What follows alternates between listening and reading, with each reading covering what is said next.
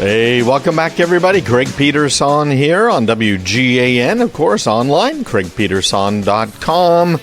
In case you missed it, we've already been busy today talking about the Internet Archive's VHS Vault. Again, that's archive.org. Check it out. It is really, really kind of cool. We just talked about reducing risk using the cheapest mechanism possible. In fact, this will save you money, and that is with data minimization. And now I'm going to talk about ransomware. We've been warned recently about ransomware. Many people have thought, oh, well, it's kind of past. And in some ways it has. 2018 was kind of the banner year for the standard ransomware that's out there. But it is back, and it is back with a vengeance. We talked about some of the statistics about a month ago and showed how it had gone up, almost doubled just in the between, third and fourth quarters last year, which is just absolutely dramatic. And I had a course before where we talked a little bit about backups, and I've certainly talked about it here on the show before, and how backups can be used to help stop ransomware. So let's just spend a couple of minutes on that right now. Although it's not 100% true anymore, it is extremely important to do for just a whole plethora of reasons. Backups are kind of the very first stage of what you need.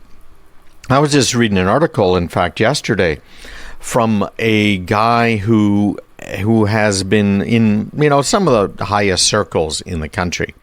He had the phone numbers, the direct cell numbers of presidents, and you name it, really, just in anybody who's anybody in his phone. It was an Android phone. And he had assumed that it was being backed up into the cloud or something. And his phone broke, and he got a new phone and realized at that point, because, he went to the vendors and everybody he could find, he realized that his phone had never, ever, ever been backed up. So now he lost the phone numbers from all of these people that he's good luck getting them back. Cell phone numbers, other contact information. Of course, think of all the things that are on our phones nowadays. So losing your phone, having a hard disk crash on your laptop or your desktop computer, those can be absolutely devastating. No question about it. And if you're a bigger business and you think that you're doing backups, double check them, because I'd say 3/4 of the time, I can't think of an exception to this. So I'm being generous by saying 3/4 of the time, backups are not working properly for that business. And as I just said, I've never seen a case where backups are working properly, ever going into a business. And I know, Craig, you're just being crazy, it's silly, you're trying to build business and scare people. No, I have never walked into a business and found the backups to be working properly. We find things like, and I don't just mean, they're not working in a way that is ideal or optimal for the business, right? There's certainly that on top of it. I mean, they weren't working. We had one business that we went into, and they were doing backups, and the operations manager had 5 external hard disks, USB drives. Every day he brought a drive in, he plugged it into the server, and he took it home. So he had Monday through Friday hard disks that he took home with him. So they were off-site, which is, great idea, by the way. And the server itself had a RAID configuration on it. It was RAID 5 is what it's called. There were 3 hard disks, so that if a disk failed, they wouldn't lose all of their data. So we went in there because they wanted to do some upgrades. They wanted to move over to Apple, where people could use iPads.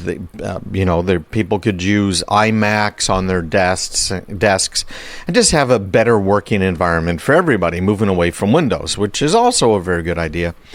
And they still had some Windows software that they had to run, so we helped them with that and got that all working and got everything running properly. The the backups, they were trying to do the right thing, but you know what? There were a couple of problems. One, the server had not written to any of those external disks for the last 18 months. So they went a year and a half without ever having had a good backup. Think about that. What would happen to that business? What would happen to your business after 18 months of no backups and then losing all your data? Oh, and their server, a nice little HP server, and that nice little HP server had that RAID array, right? RAID 5, you can lose a disk and not lose data, and they had lost a disk, and we were estimating based on the logs about a year before. So there they were with no backups and no redundancy in their disks on their server.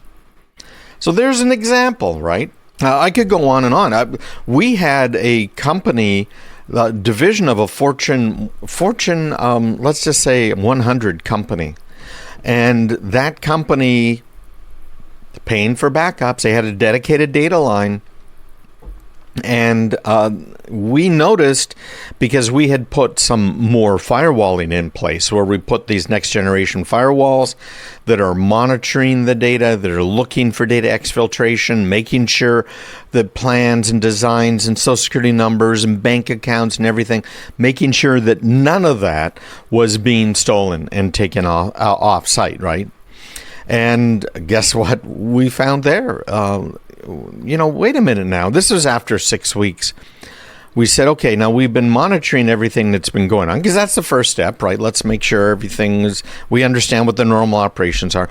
Didn't you tell us that you had an offsite backup of your mini computer going to another backup site?